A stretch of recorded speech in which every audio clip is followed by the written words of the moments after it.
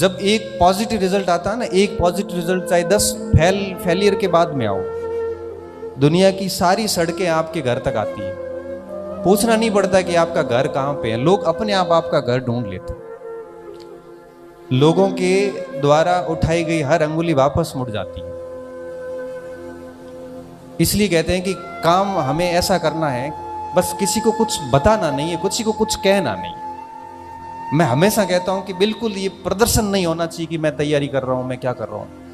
आप यहां पे रहिए, सूरतगढ़ी रहिए, 5-7 का ग्रुप बना के रहिए और मेहनत ऐसी कि जान निकल जाए, और रात को 12-1 बजे तक पढ़ते पढ़ते ऐसी स्थिति आ जाए कि यहाँ पे सीने पे रखी हुई किताब पड़ी रहे और आंखें बंद होने लगे कि भाई मेरे से इससे अधिक हो नहीं सकती। उस दिन आपको लगेगा, उस दिन लगेगा कि आप वाकई में मेहनत कर रहे हैं। देखो, मनुष्य की प्रवृत्ति होती है, जिस दिन आपका दिन खराब होगा ना, जिस दिन भी, उस रात को आपको अंदर से फील होगा कि यार मैं कर क्या रहा हूं यहाँ पे। रात को ठीक से नींद भी नहीं आएगी, हो क्या रहा है, मतलब मैं आया क्या हूं यहाँ पे, किस लिए यहाँ पे आया हूं। और जिस दिन आप सुबह उठ के और रात को सोने तक पूरे दिन जबरदस्त पढ़ाई की है, मतलब आपकी क्षमता से एक कदम आगे, उस रात की नींद ही अलग होती है, उस रात का सेटिस्फेक्शन अलग होता है। और मैं कहता हूं स्टूडेंट को, आप है ना ऐसे 5 दिन करके देखिए, 5 दिन आपको एक अलग प्रकार की अनुभूति होगी। और जब कुछ नहीं हो रहा, समय खराब हो रहा, तो खुद से सवाल कर लीजिए। मैं दिल्ली में था, उसी साल की बात है, 31 का टाइम था और बच्चों ने कुछ पार्टी गई थी, तो सभी ने कहा कि पार्टी करेंगे आज, ये वो। मेरे को कहा आप भी आना, मैं भी चला गया। पार्टी में गए, वहाँ पे बैठे रहे सबने, कोई किसी ने अपने अपने हिसाब से सभी ने पार्टी की। मैं तो मेरा ब्राह्मण आदमी और जिंदगी में कोई कुछ किया नहीं, मैंने मेरी जीवन में कभी चाय के अलावा कोई नशा नहीं किया। और दूसरा किया पढ़ाई का, जो मुझे आज भी है। आज भी गाड़ी में आता हूँ तो किताब रखता हूँ कि 2 चीजें सीख के आऊँगा, नुकसान क्या है। तो 2-2:30 बजे वहाँ से फ्री हुए घर आया तो आपको पता है कि 2-2:30 बजे सोते हैं, फिर सुबह जल्दी उठ नहीं पाते, पूरा शेड्यूल बिगड़ा।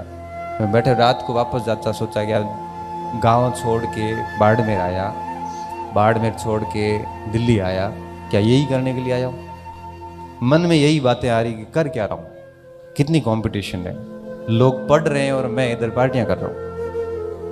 कितनी मुश्किल से पापा पैसे भेजते हैं, बड़ी मुश्किल से गाय का 2 किलो घी बचा के बेच के उसमें से 800-1000 रुपए आते हैं, वो बेचते हैं कि मेरा बच्चा पढ़ाई कर रहा है। उन्होंने खुद ने बाइक नहीं ली, ना साइकिल ली, वो पैदल ले आते हैं कि मेरे बच्चे को साइकिल दिला दूं ताकि वो कोचिंग और रूम का डिस्टेंस है वो जल्दी कवर कर सके।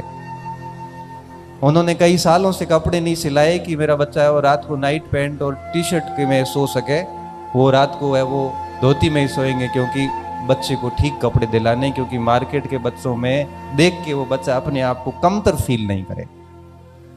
क्योंकि मार्केट के बच्चों की ड्रेसेस देखते हैं तो बच्चा वो भी लगता है उसको भी मैं भी कुछ ठीक कपड़े पहनूं। जब वो इतने सेक्रीफाइस करके आपके लिए 2000 रुपये भेज रहे हैं, हम यहाँ पार्टी कर रहे हैं, शर्म नहीं आती है? कर क्या रहे हैं हम?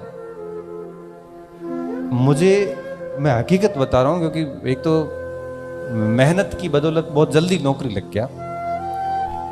बाकी जब भी थोड़ा सा भी बेरोजगारी का दौर रहा और घर से जब भी पैसे आए, मस्तिष्क में प्रश्न हमेशा आता था कि इसकी वैल्यू हम कभी चुका ही नहीं पाएंगे।